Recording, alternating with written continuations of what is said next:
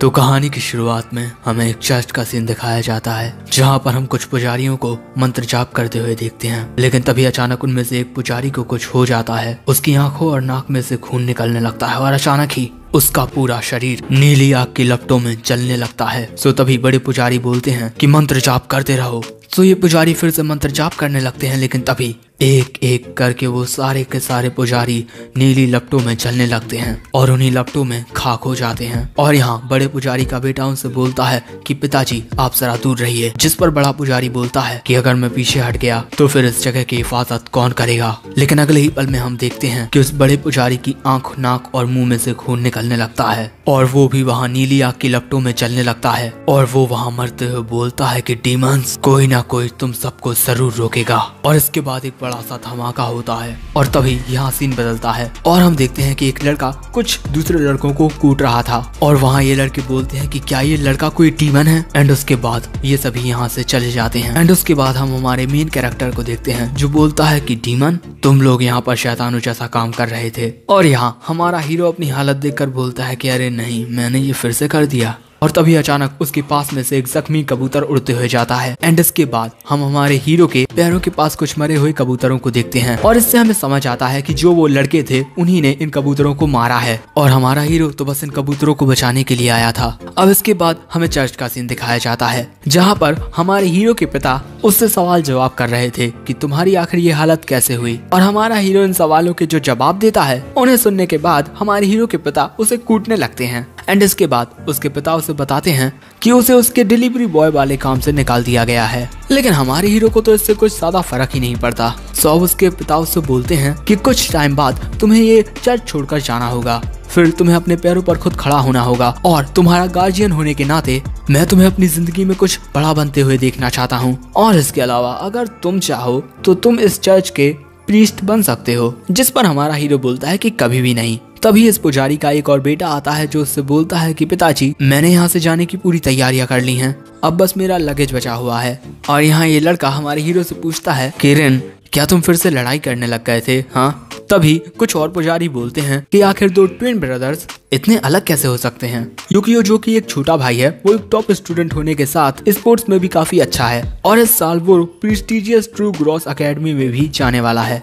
और दूसरी तरफ उसका बड़ा भाई जो कि सिर्फ परेशानी खड़ी करने में एक्सपर्ट है। अब इसके बाद एक पुजारी बोलता है कि रिन, तुम्हें यूकियो से कुछ सीखना चाहिए। सो तभी रिन चिल्लाकर बोलता है कि चुप रहो। और उसके चिल्लाने से ना जाने क्या होता है, एक कोई मशीन होती है वो वहाँ पर फट जाती है। सो तभी उसके पिता उस मशीन के पास जाकर बोलते हैं कि ये काफी पुरानी हो गई है, इसे बदलना पड़ेगा। तभी एक और पुजारी आते हुए बोलता है कि फादर फूजीमोटो कोई आपसे मिलने के लिए आया है। उसके बाद फूजीमोटो वहाँ से जाते हुए बोलता है कि यूकियो, तुम रिन के घावों की मरहम पट्टी कर दो। अब इसके बाद यूकियो रिन को दवाई लगाने लगता है जिससे उसे काफी दर्द हो रहा था। और तभी रिन देखता है कि वहाँ पर यूकियो का सामान पूरा का पूरा पैक्ड है। और ये देखकर रिन पूछता है कि क्या तुम डॉर्म में रहने के लिए जा रहे हो? यूकियो बताता है हाँ, अगले हफ्ते से स्कूल शुरू हो जाएंगे और कल मैं इस चर्च को छोड़कर चला जाऊंगा जिसमें मैंने 15 साल बिताए हैं। और यहाँ हमें ये भी पता चलता है कि यूकियो का सपना एक डॉक्टर बनने का है। वहाँ पर रिन बोलता है कि मुझे पूरा यकीन है कि तुम एक डॉक्टर बन जाओगे। अब इसके बाद यूकियो बोलता है कि रिन,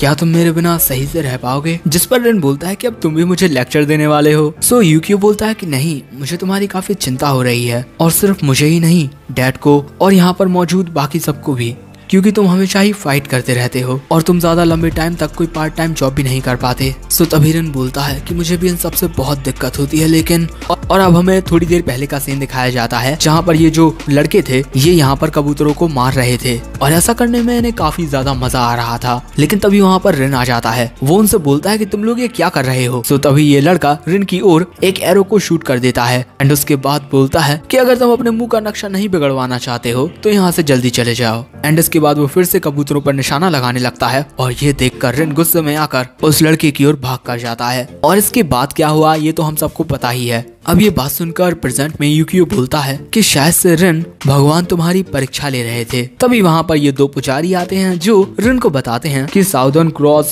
शॉपिंग मॉल में वो पार्ट टाइमर्स को हायर कर रहे हैं और हमने उनसे बात कर ली है, तुम्हें वहाँ पर एक इंटरव्यू देने के लिए जाना होगा। एंड इसके बाद एक और पुजारी बोलता है कि तुम्हें वहाँ जाना चाहिए, ये लो मेरा सूट। एंड इसके बाद वो दो पुजारी भी रिन को बोलने लगते हैं कि ये जूते ले लो और हाँ, वहाँ पर सही से जाना। और इन सभी को रिन का इतने अच्छे से ख्याल रखते हुए देख यूकियो मुस्कुराने लगता है। और अब इसके बाद रिन भी जाने के लिए रेडी हो जाता है। लेकिन इसके बाद हम रिन को देखते हैं जो सही से अपनी टाई भी नहीं पहन पा रहा था। सो अब वो बिना टाई के ही जाने लगता है। लेकिन तभी रिन देखता है कि उसके पिता फुजीमोटो से मिलने के लिए एक माँ अपनी बच्ची को लेकर आई हुई थी। और यहाँ फुजीमोटो इस बच्ची से बोलते हैं, तुम्हें पता है बच्ची, तुम काफी ज्यादा लकी हो, तुम्हारे पास ऐसे पेरेंट्स हैं जो तुम्हारा साथ देते हैं और तुम्हारा ख्याल रखते हैं। और अब अगर तुम्हें कभी भी किसी बात का डर लगे तो तुरंत ही अपने मम्मी पापा को बुला लेना। और अगर इसके बाद भी कोई दिक्कत आती है तो हम एक्सोर्सिस्ट्स तुम्हारी मदद के लिए आएंगे। अब इसके बाद वो माँ और बेटी वहाँ से चले जाते हैं। और तभी रिन अपने पिता के पास आते हुए बोलता है कि बुढ़े तुम्हारा काम तो बहुत ज्यादा टफ है। मेरा मतलब तुम्हें ऐसी चीजों को नष्ट करना पड़ता है जो एग्जिस्ट ही नहीं करती। जिस पर फुजीमोटो बोलता है कि डीमंस एग्जिस्ट करते हैं, वो हमारी आत्मा के अंदर होते हैं। वैसे ये सब हटाओ, तुम इस तरीके के कपड़े पहनकर कहाँ जा रहे हो? रिन बताता है कि सभी लोग मुझे एक इंटरव्यू में भेज रहे हैं और मैंने ये कपड़े उन सभी से उधार लिए हैं। जिस पर फुजीमोटो पूछता है कि तुम्हारी टाई कहाँ है? जिस पर रिन शर्माते हुए बोलता है कि बिना टाई के घूमना आज का फैशन है। तभी फुजीमोटो बोलता है कि तुम्हें टाई पहनना नहीं आता है ना, चलो मेरे पास आओ, मैं तुम्हें दिखाता हूँ कि एक टाई कैसे पहनी जाती है। अब इसके बाद फुजीमोटो रिन को टाई पहनाने लगता है और बोलता है कि बचपन में तुम काफी ज्यादा क्यूट थे, हर वक्त बस मुझे बुलाते रहते थे, डैडी डैडी डैडी। रिन शर्माते हुए बोलता है कि ये बहुत पुरानी बात है, लेकिन अब मैं बड़ा हो गया हूँ। तभी फुजीमोटो बोलता है कि यहाँ पर तो कोई भी बड़ा नहीं लग रहा मुझे। जिस पर रिन बोलता है कि मजाक करना बंद करो। एंड इसके बाद फुजीमोटो बोलता है कि अगर तुम्हें ऐसा लगता है कि तुम बड़े हो चुके हो तो मुझे दिखाओ कि तुम जिम्मेदारी उठाने के लायक हो। अब रिन बोलता है कि ठीक है, मैं तुम्हें ये दिखाऊंगा कि मैं सब कुछ खुद ही कर सकता हूँ। और अब इसके बाद रिन वहाँ से चला जाता है। अब इसके बाद रिन पहुँच जाता है साउदर्न क्रॉस शॉपिंग मॉल में। और वहाँ पर इंटरव्यू लेने वाली औरत रिन के डॉक्यूमेंट देखकर बोलती है, रिन ओकुमुरा, उम्र 15 साल और तुम्हारे पास सिर्फ जूनियर हाई स्कूल का डिप्लोमा है। जिस पर रिन बोलता है कि मुझे स्कूल जाना पसंद नहीं था। अब रिन की बात सुनकर ये औरत बोलती है कि तुम्हें क्या लगता है बच्चे, जिंदगी में सब कुछ आसानी से मिल जाता है। अब इसके बाद ये औरत रिन को एक काम देती है कि उसे ये सारे बॉक्सेस स्टोर के बाहर रखने हैं। और वो रिन से पूछती है कि क्या तुम ये हैंडल कर पाओगे?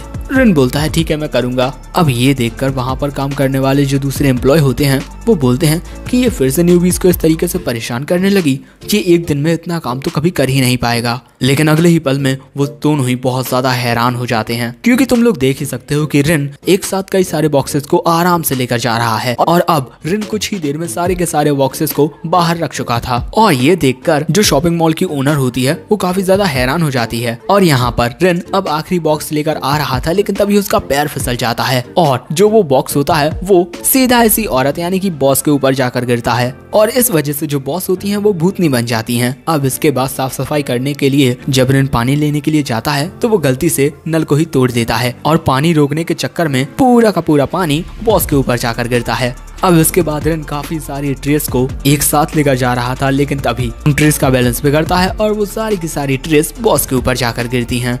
इसके बाद जो बॉस होती हैं वो रिन को एक बहुत बड़ा लेक्चर देती हैं। अब इसके बाद हम रिन को देखते हैं जो काफी परेशान था। तो एक एम्प्लॉय उससे बोलती है कि बच्चे इतनी जल्दी उदास मत हो, लो क्या तुम ये खाना चाहोगे? रिन बोलता है हाँ क्यों नहीं। इसके बाद जब रिन उस खाने को टेस्ट करता है जो आंटी ने उसे दिया था तो उसका टेस्ट उसे बहुत ही ज्यादा बुरा लगता है और वो पूछता है कि ये बुरी चीज क्या है। जिस पर आंटी बताती हैं कि बॉस ने इन नूडल्स के कई सारे बॉक्सेस को ऑर्डर कर लिया है क्योंकि ये काफी सस्ते हैं, लेकिन इन्हें कोई भी खरीद नहीं रहा। अब रिन पूछता है कि क्या एक बार मैं ट्राई कर लूं? इसके बाद हम देखते हैं कि रिन नूडल्स बनाने लगता है और जब वो कस्टमर्स को ये टेस्ट करने को देता है तो कस्टमर्स को इनका टेस्ट बहुत ज्यादा पसंद आता है। एंड इसके बाद इनके ये नूडल्स काफी तेजी से बिकने लगते हैं। अब इतनी सारी भीड़ को देखकर वहाँ पर बॉस आ जाती है जो रिन के पास आकर उसके बनाए हुए नूडल्स को टेस्ट करती है। वहाँ पर रिन को काफी ज्यादा घबराहट हो रही थी, लेकिन इसके बाद जो बॉस होती हैं वो वहाँ से जाते हुए बोलती हैं कि स्टाफ मीटिंग हर सुबह 8:30 बजे होती है और देर से आने वाले लोग मुझे बिल्कुल भी पसंद नहीं है। इन सब बातों से रिन को तो कुछ समझ नहीं आता, पर आंटी रिन को बताती हैं कि बॉस ने उसको हायर कर लिया है।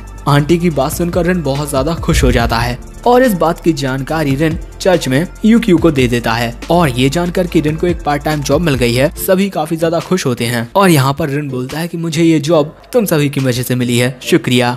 लेकिन तभी फुजीमोटो यूकियो से फोन लेकर बोलता है कि जल्दी से घर आ जाओ, हम तुम्हारे जॉब मिलने की खुशी में एक पार्टी करते हैं। और फोन कॉल करने के बाद रिन वहाँ से जाने लगता है, लेकिन तभी वो एक बच्ची को देखता है जिसका स्कार्फ हवा में उड़ रहा था और वो बच्ची बोल रही थी कि प्लीज इसे मुझसे वापस कर दो। और तभी रिन वहाँ उस स्कार्फ को पकड़ लेता है और उस बच्ची से पूछता है कि ये तुम्हारा है ना? लेकिन तभी उसे याद आता है कि ये बच्ची तो सुबह चर्च में आई थी। और अचानक ही जो स्कार्फ रिन के हाथ में होता है वो उड़ने लगता है और तभी अचानक रिन को कुछ दिखाई देता है जिसे देखकर वो डर जाता है। एंड उसके बाद ये चीज उस स्कार्फ को यहाँ से ले जाने लगती है। सो रिन उसका पीछा करने लगता है और वो उसका पीछा करते वक्त कुछ लोगों से भी टकरा जाता है। एंड इसके बाद वो सोचता है कि क्या ये चीज कोई बंदर है। वो चीज बहुत ज्यादा तेजी से दौड़ रही थी और अचानक ही वो चीज कई सारे बॉक्सेस के ऊपर चढ़कर थोड़ा डांस करने लगती है, जिसकी वजह से वो बॉक्सेस खुल जाते हैं और नीचे गिरने लगते हैं। और वहाँ पर मौजूद बच्ची को रिन बचा लेता है और तभी उस बच्ची की माँ आ जाती है और हमें पता चलता है कि इस बच्ची को थोड़ी चोट आ गई है और इस वजह से उसकी माँ काफी परेशान हो जाती है। और यहाँ पर रिन को भी कुछ समझ नहीं आ रहा था।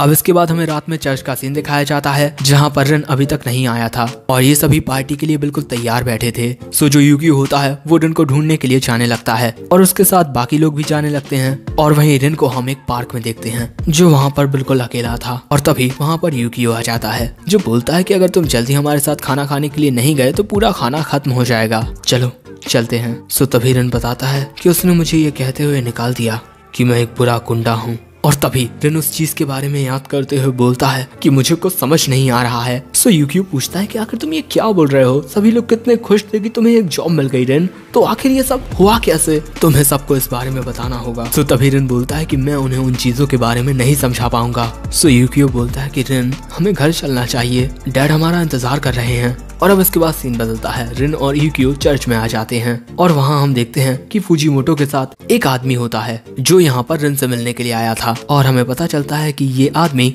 इस छोटी बच्ची यूई का पिता है और ये यहाँ पर रिन का शुक्रिया अदा करने के लिए आया है क्योंकि रिन ने इसकी बच्ची की जान बचाई थी। और अब रिन यहाँ आकर पूछता है कि ये ठीक तो है ना। इसके पिता बताते हैं कि हाँ, तुम्हारी वजह से इसे ज्यादा चोट नहीं आई। ये बात सुनकर रिन खुश हो जाता है और वहीं उसके पिता बताते हैं कि मेरी बेटी को हमेशा चोटें लगती रहती हैं, पता नहीं क्यों, ये बाकियों से काफी अलग है। तो तभी रिन बोलता है कि आप गलत हो, ये बच्ची दूसरों से अलग नहीं है, इसे कोई चीज बहुत परेशान कर रही है। वो चीज उसके बाल खींचते हैं, उसको परेशान करने की कोशिश करते हैं। रिन की बात सुनकर उस लड़की के पिता रिन से पूछते हैं कि क्या तुम बता सकते हो कि ये सब किसने किया है। रिन बताता है कि वो कोई ऐसी चीज थी जिसे उसने पहले कभी नहीं देखा था, वो छोटी थी, उसका चेहरा किसी बंदर की तरह था। रिन की बात सुनकर उसके पिता वहाँ से जाने लगते हैं। रिन पूछता है कि आप कहाँ जा रहे हैं। ये बताते हैं कि मैं स्कूल में पीटीए को कांटेक्ट करने के लिए जा रहा हूँ, उन्हें बताने के लिए कि स्कूल में कोई मेरी बच्ची को परेशान कर रहा है। सो तभी ये बच्ची यूं अपने पिता को रोककर बोलती है कि मुझे कोई इंसान परेशान नहीं कर रहा है, वो बुरी ताकतें हैं, वो रात में मेरे कमरे में आकर मेरे साथ अजीब अजीब चीजें करते हैं और अब तो वो ये सारी चीजें घर के बाहर भी करने लगे हैं। ये बातें सुनकर इस बच्ची के पिता बोलते हैं, माफ करना, मेरी बेटी इन्हीं चीजों के बारे में सोचती रहती है, मैंने इसकी ये बातें पहले भी कई बार सुनी हैं, शायद से ये अपने सपने और हकीकत के बीच में फर्क नहीं कर पा रही। सो तभी रिन बोलता है कि वो कोई सपने नहीं थे, आखिर तुम अपनी बच्ची पर यकीन क्यों नहीं करते। अगर एक बच्ची के माता पिता ही उस पर यकीन नहीं करेंगे तो फिर वो बच्ची किसके ऊपर रिलाई करेगी। रिन ये सब बोल ही रहा था, तभी उसके पिता फुजीमोटो उसे चुप करा देते हैं एंड उसके बाद उस बच्ची के पास जाकर बोलते हैं कि ये एक 4 लीफ क्लोवर है, इसे अपने पास रखना, बुरी चीजें तुमसे दूर रहेंगी। वो बच्ची उस 4 लीफ क्लोवर को ले लेती है और अब इसके बाद फुजीमोटो इस बच्ची के पापा से बोलते हैं कि इस दुनिया में ये बच्ची सबसे ज्यादा आपके ऊपर भरोसा करती है और इसी वजह से आपको इसकी बातों पर भरोसा करना चाहिए क्योंकि आप इसके पेरेंट हैं। फुजीमोटो की बात सुनकर ये आदमी बोलता है कि चलो घर चलते हैं यूई।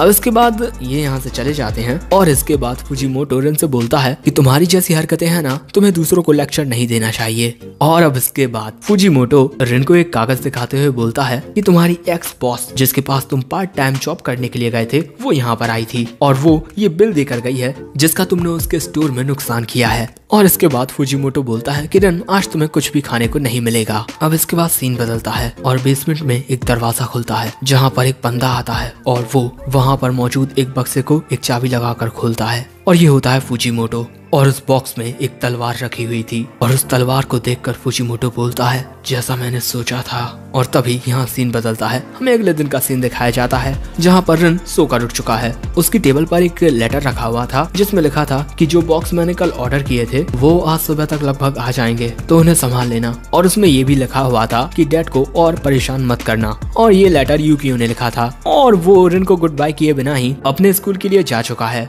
अब इसके बाद जैसे ही रिन अपनी खिड़की के पर्दे खोलता है उसे बाहर कुछ अजीब सी चीजें उड़ती हुई दिखाई देती हैं और उनकी तादाद बहुत ज्यादा होती है। इसके बाद वो अपने घर से बाहर निकलता है, उसे चारों ओर वही चीजें उड़ती हुई दिखाई दे रही थीं और उसके अलावा कोई भी इन चीजों को नोटिस नहीं कर रहा था। और तभी अचानक वहाँ पर वो बच्चे आ जाते हैं जिनको रिन ने कूटा था, और यहाँ पर ये लड़के रिन के बारे में बुरी बुरी बातें बोलने लगते हैं, उसका मजाक उड़ाने लगते हैं। उनकी बात सुनकर रिन गुस्से में आ जाता है और वो चर्च के बाहर निकल जाता है। अब इसके बाद सीन बदलता है और हम देखते हैं कि ये बुरे लड़के रिन को कहीं पर लेकर आए थे और इस लड़के में रिन को बहुत सारी चीजें अजीब लग रही थी। एंड उसके बाद ये लड़का रिन से पूछता है तुम्हें कितने पैसे चाहिए? मेरे पेरेंट्स थोड़े फेमस हैं और मैं ट्रू ग्रॉस एकेडमी में एनरोल होने वाला हूँ, इसी वजह से मैं नहीं चाहता कि मेरे बारे में कुछ बुरी अफवाहें फैलें। उसकी बात सुनकर रिन पूछता है तुम्हारे कहने का मतलब तुम उसी इलाइट स्कूल में जाने वाले हो जिसमें यूकियो जाता है? रिन की बात सुनकर ये लड़का बोलता है हाँ, इसी वजह से मैं तुम्हारी खामोशी खरीदने के लिए आया हूँ ताकि ये मैटर सिर्फ हम दोनों के बीच में रहे। ये लड़का है यहाँ पर उस मैटर की बात कर रहा है जिसमें ये कबूतरों को मार रहा था एंड उसके बाद ये रिन के हाथों से कुटा भी। और यहाँ पर उसकी बात सुनकर रिन बोलता है कि मुझे तुम्हारे पैसे नहीं चाहिए और मैं किसी को बताऊंगा अभी नहीं कुछ। एंड उसके बाद वो वहाँ से जाने लगता है। सो तभी ये लड़का उसका मजाक उड़ाते हुए बोलता है कि तुम्हें एक अच्छे बच्चे की तरह पैसे ले लेने चाहिए, हर कोई जानता है कि तुम कितने गरीब हो। तुम्हारा भाई यूकियो ओकुमुरा वो उस इलाइट स्कूल में सिर्फ स्कॉलरशिप के जरिए पहुंच पाया है, वरना उसकी इतनी औकात नहीं थी। तुम्हें ये पैसे ले लेने चाहिए ताकि तुम अपने छोटे भाई की ट्यूशन फी भर पाओ।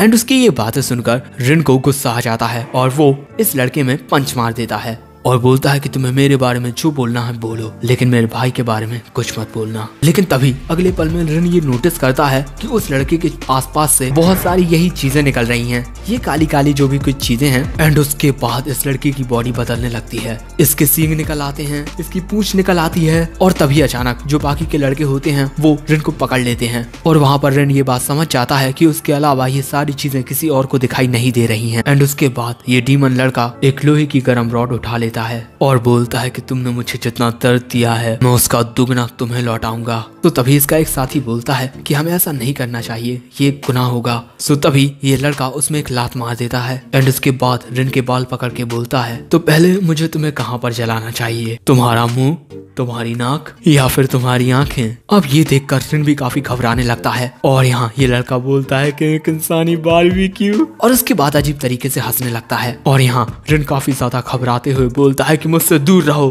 और तभी अचानक रिन के अंदर से ब्लू फ्लेम्स निकलती हैं जिस वजह से जितने भी उसके आसपास लड़के होते हैं वो उससे दूर फेंक जाते हैं। और इसके बाद रिन ये सब देखकर काफी हैरान हो जाता है कि ब्लू फ्लेम्स, और ये लड़के रिन को इस तरीके से देखकर उससे डर के भाग जाते हैं। अब रिन को कुछ समझ नहीं आ रहा था और तभी ये लड़का जो डीमन बन गया है वो बोलता है कि जैसा मैंने सोचा था, ये ब्लू फ्लेम्स बताती हैं कि तुम वही हो। एंड उसके बाद ये डीमन अपना नाम बताता है, एस्तारोथ। मेरे प्रिंस, आप मेरे साथ चलिए, महाराज बहुत लंबे वक्त से आपका इंतजार कर रहे हैं। रिन को सच में कुछ समझ नहीं आ रहा था। तभी वहाँ पर रिन के पिता फूजीमोटो आ जाते हैं जो वहाँ पर कुछ मंत्रों के जाप कर रहे थे। उन्हें देखकर ये डीमन बोलता है कि क्या तुम एक एक्सोर्सिस्ट हो? और वहाँ पर फूजीमोटो अपना मंत्र उच्चारण जारी रखता है। सो अब ये डीमन बोलता है कि मैं तुम्हारे मुंह को उखाड़ फेंकूंगा ताकि तुम कुछ बोल ही ना पाओ। एंड उसके बाद ये डीमन फूजीमोटो पर हमला कर देता है, लेकिन फूजीमोटो उसके अटैक को डॉज करके उसे जमीन पर पटक देता है। एंड उसके बाद उस पर अपने स्पेल का इस्तेमाल करता है जिस वजह से उसके अंदर मौजूद जो डीमन था वो उसके शरीर से बाहर निकल आता है। लेकिन अभी भी ये लड़का बेहोश होता है और अब फूजीमोटो पूछता है रिन से कि क्या तुम ठीक हो? रिन बताता है कि हाँ, लेकिन क्या वो लड़का ठीक है? फूजीमोटो बताता है कि मैंने उस डीमन को एक्सोरसाइज कर दिया है जो उसे पोजेस किए हुए था, वो कुछ ही देर में होश में आ जाएगा। वैसे अब तुम भी डीमंस को देख सकते हो, है ना?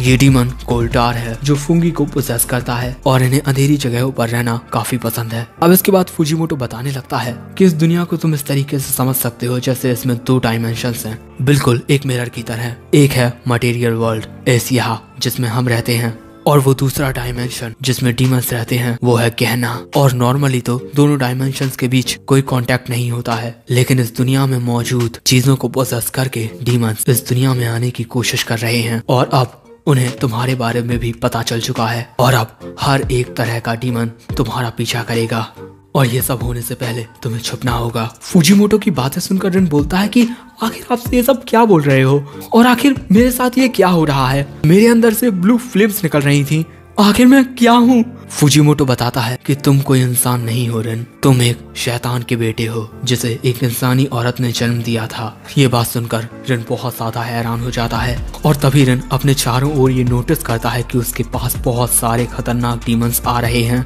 और तभी फूजीमोटो रिन को पकड़ के बोलता है, और जो डीमन तुम्हारा पिता है वो कोई मामूली डीमन नहीं है, सभी शैतानों का राजा सातन है, डीमन लॉर्ड सातन। फूजीमोटो की बात सुनकर रिन बहुत ज्यादा हैरान होकर सोचने लगता है कि ये बात उसे बचपन से ही पता थी कि वो दूसरे बच्चों की तरह नॉर्मल नहीं है। दूसरे बच्चों के जो पेरेंट्स होते थे वो रिन को एक शैतान का बच्चा बोलते थे क्योंकि वो हमेशा बाकी बच्चों से लड़ता रहता था। सो वहाँ रिन चिल्लाकर बोलता है कि मैं कोई डीमन नहीं हूँ। और अब हमें प्रेजेंट का सीन दिखाया जाता है। हम देखते हैं कि फूजीमोटो सभी डीमन से बचाकर रिन को ले जा रहे थे और उनके सामने आने वाले डीमंस को वो अपने मंत्र उच्चारण के द्वारा एक्सोरसाइज कर रहे थे। एंड इसके बाद रिन और फूजीमोटो एक बिल्डिंग से दूसरी बिल्डिंग पर छलांग मारते हैं, लेकिन वहाँ पर रिन गिरने लगता है। सो फूजीमोटो उसे पकड़ लेते हैं, लेकिन तभी रिन वहाँ देखता है कि उस बिल्डिंग पर काफी सारे गली के कुत्ते होते हैं जिनसे बहुत बदबू भी आ रही थी। सो तभी फूजीमोटो बताते हैं कि ये गोल्स हैं, ऐसे डीमंस जो मरे हुए को पोजेस करते हैं। एंड इसके बाद फूजीमोटो उन डीमंस की ओर एक बॉम्ब फेंक देते हैं जिसकी वजह से वहाँ चारों ओर धुआं हो जाता है। और इसी मौके का फायदा उठाकर फूजीमोटो रिन को लेकर बिल्डिंग के अंदर आ जाते हैं। और यहाँ फूजीमोटो बोलते हैं कि इस उम्र में बच्चे का ख्याल रखना कितना ज्यादा मुश्किल होता है। रिन बोलता है कि आप बच्चा किसे बुला रहे हो? हाँ। अब इसके बाद फूजीमोटो बोलता है कि चलो जल्दी से घर चलते हैं। सो रिन पूछता है कि क्या ये सब अभी तक खत्म नहीं हुआ? सो फूजीमोटो बोलता है कि मैंने तुमसे कहा था कि हर एक प्रकार के डीमन की स्पीशीज किसी ना किसी वजह से तुम्हारे पीछे आएंगे और जल्द ही रात होने वाली है। और रात में डीमंस बहुत ज्यादा एक्टिव हो जाते हैं। और तभी यहाँ सीन बदलता है और हम इस लड़के को देखते हैं जहाँ पर उसके बाकी के दोस्त आ गए थे और यहाँ पर इस लड़के को होश आ चुका है, लेकिन इसे कुछ भी याद नहीं होता कि इसने पहले क्या किया क्योंकि वो सब उससे एक डीमन करवा रहा था। अब इस लड़के की ऐसी हालत देखकर इसका एक दोस्त बोलता है कि मैंने तुम्हें डिनर के लिए 500 रुपए उधार दिए थे। दूसरा लड़का बोलता है कि मैंने तुम्हारे मेडिकल ट्रीटमेंट की फीस दी थी। और तीसरा लड़का बोलता है कि मैंने उस मैजिकल पोएमी पिलो के लिए पैसे दिए थे जो तुम्हें काफी वक्त से चाहिए था। अब इन सभी की बातें सुनकर ये लड़का अपना पर्स निकालते हुए बोलता है कि मुझे माफ करना, मेरी वजह से तुम सभी को इतनी सारी दिक्कतें हुई। लेकिन अगले ही पल में वो सभी को कूट देता है और बोलता है कि तुम लोग ये सब क्या कर रहे हो। सो अब ये सभी इस लड़के को बताते हैं कि इसकी रिन ओकुमुरा के साथ फाइट हो गई थी, लेकिन लड़ाई में ये खुद ही पिट गया और सीधा हॉस्पिटल चला गया। अब इनकी बातें सुनने के बाद ये लड़का बोलता है कि वैसे मेरा पूरा शरीर काफी दर्द कर रहा है। एंड इसके बाद ये लड़का बोलता है कि वो कमीना ओकुमुरा मुझे काफी ज्यादा परेशान कर रहा है। एंड इसके बाद ये ओकुमुरा ओकुमुरा ओकुमुरा कहकर चिल्लाना शुरू कर देता है। एंड इसके बाद ये कुछ लोहे की पाइप्स में अपना मुक्का मारने लगता है। एंड उसके बाद इसके दांत भी बड़े हो जाते हैं। शायद से इसके अंदर का जो डीमन है वो पूरी तरीके से मरा नहीं था। और इस लड़के की ऐसी हरकतें देखकर जो बाकी के लड़के होते हैं वो उससे डरकर भाग जाते हैं। और उसके बाद हम देखते हैं कि ये लड़का फिर से एक डीमन बन जाता है और इसके बाद यहाँ से जाते हुए बोलता है कि मेरे प्रिंस आखिर आप कहाँ हो। इसके बाद हमें चर्च का सीन दिखाया जाता है जहाँ पर फूजीमोटो रिन के साथ आ गया था। अब इसके बाद एक पुजारी फूजीमोटो को बताता है कि मोनेस्ट्री के आसपास का स्पिरिचुअल बैरियर हमने 3 गुना ज्यादा स्ट्रॉन्ग कर दिया है। सो फूजीमोटो इनको बताता है कि इन पर किंग्समैन ऑफ एस्तारोथ अटैक करने वाला है, इसी वजह से सारी तैयारियां कर लो। और वहाँ पर बाकी के पुजारियों को भी काम करते हुए देख रिन को कुछ समझ नहीं आ रहा था, लेकिन तभी उसे कुछ महसूस होता है। कुछ डीमंस चर्च में आने की कोशिश कर रहे थे, लेकिन बैरियर की वजह से वो अंदर नहीं आ पा रहे थे। और यहाँ चर्च के अंदर फूजीमोटो रिन को उसके साथ आने को बोलता है। रिन फूजीमोटो के पीछे बेसमेंट के अंदर जाने लगता है। फूजीमोटो के सामने एक बॉक्स होता है जिसे वो एक चाबी के जरिए खोल देता है और वहाँ रिन देखता है कि इसके अंदर एक तलवार है। फूजीमोटो बताता है ये है द कोमा स्वॉर्ड, जिसे कुरिकारा के नाम से भी जाना जाता है। ये पुराने जमाने की एक लेजेंडरी डीमंस का खात्मा करने वाली तलवार है। मैंने तुम्हारी डीमोनिक पावर्स को इस स्वॉर्ड में ट्रांसफर कर दिया था और इस वक्त वो सील है। इसके बाद फूजीमोटो रिन से बोलता है कि ये तलवार तुम्हारी जिंदगी से भी ज्यादा कीमती है, इसे कभी किसी और के हाथ में मत लगने देना। और एक बात हमेशा याद रखना कि ये तलवार कभी इस म्यान में से निकाली नहीं जानी चाहिए, क्योंकि एक बार इस तलवार के निकाले जाने पर तुम्हारी सारी डिमोनिक पावर्स फिर से जाग जाएंगी और उसके बाद तुम फिर कभी भी एक इंसान नहीं बन पाओगे। सो तभी रिन पूछता है कि अगर मैं एक डीमन हूँ तो फिर यूकियो का क्या वो भी एक डीमन है?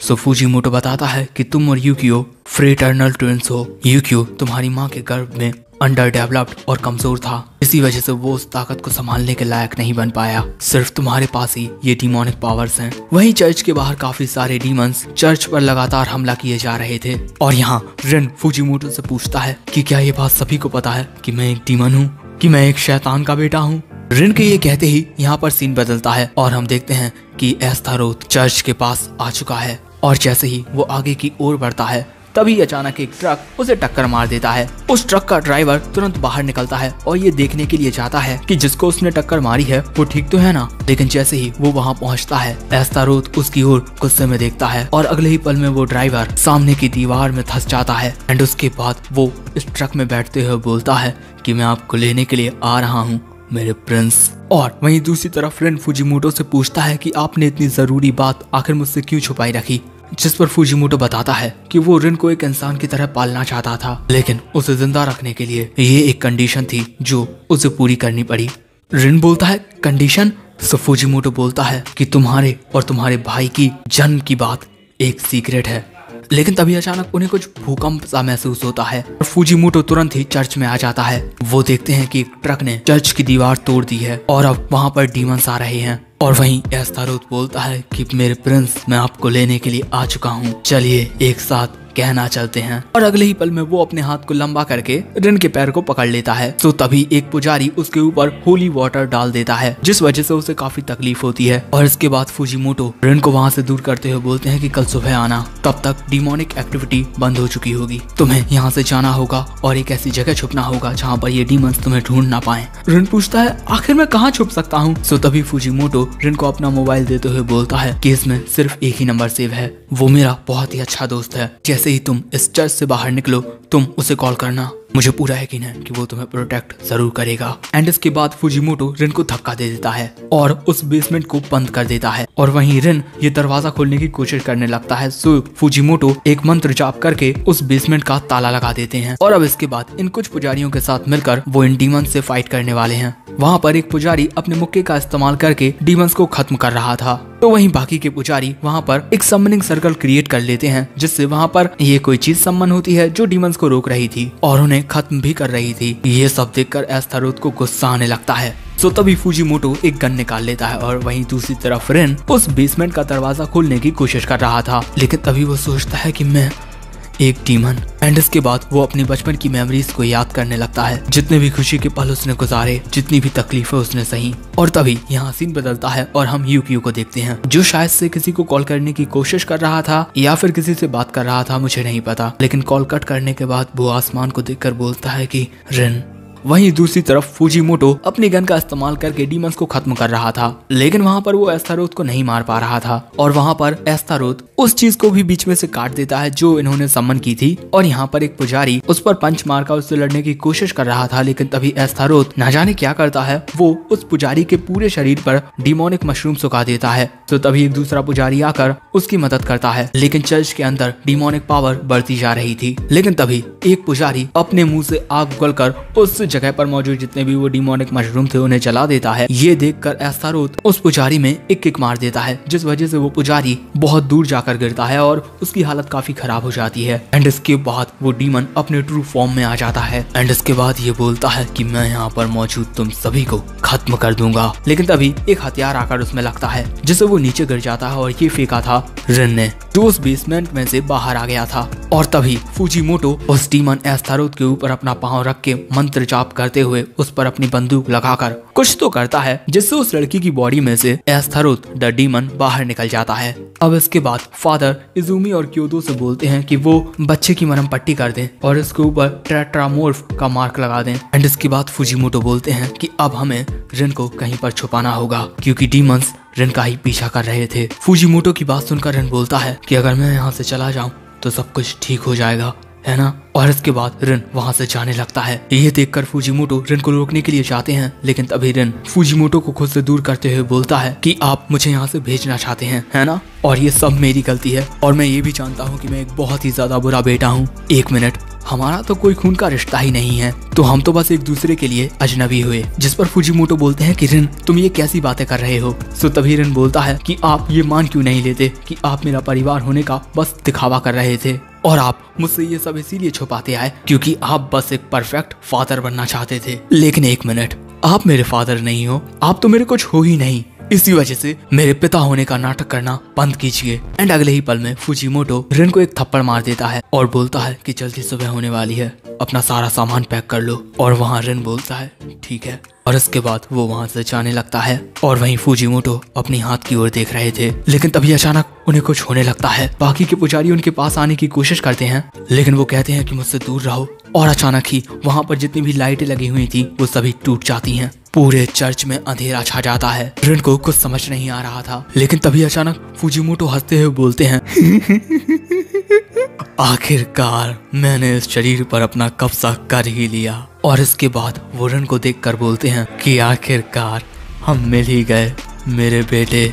और अचानक ही फुजीमोटो की बॉडी में ब्लू फ्लेम्स चलने लगती हैं। ये सब देखकर रिन पूछता है कि आखिर आपको क्या हो गया डैड। सो तभी एक पुजारी बताता है कि उनकी बॉडी पर सातन ने कब्जा कर लिया है। और इसके बाद फुजीमोटो बोलता है बिल्कुल सही, मैं हूँ सातन, गहना पर राज करने वाला तुम्हारा पिता, और तुम मुझे पापा बुला सकते हो। और इसके बाद बड़ी ही अजीब तरीके से हंसने लगता है। और इसके बाद अगले ही पल में वहाँ पर मौजूद सभी पुजारियों में आग लगा देता है, जिस वजह से वो चलने लगते हैं। और यहाँ फुजीमोटो बोलता है कि तुम हमारे इतने प्यारे लम्हे को बर्बाद कर रहे हो, और इसके अलावा मेरा वक्त भी गुजरा जा रहा है।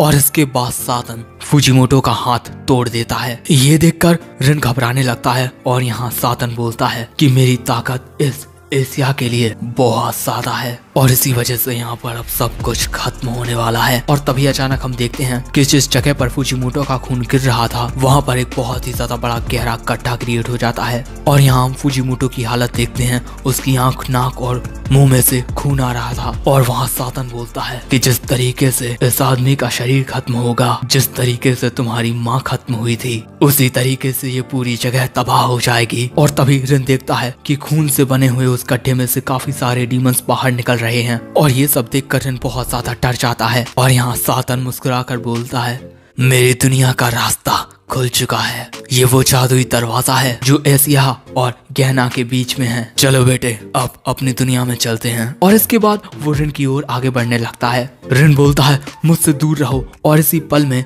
रिन की बॉडी में भी ब्लू फ्लेम्स चलने लगती हैं। ये देखकर सातन अजीब तरीके से हंसते हुए बोलता है ये क्या हुआ बेटे, क्या तुमने अभी अभी अपनी पैंट्स गीली कर ली? तुम कितने पैथेटिक लग रहे हो, चलो जल्दी से अपनी सारी डिमोनिक पावर्स वापस पालो।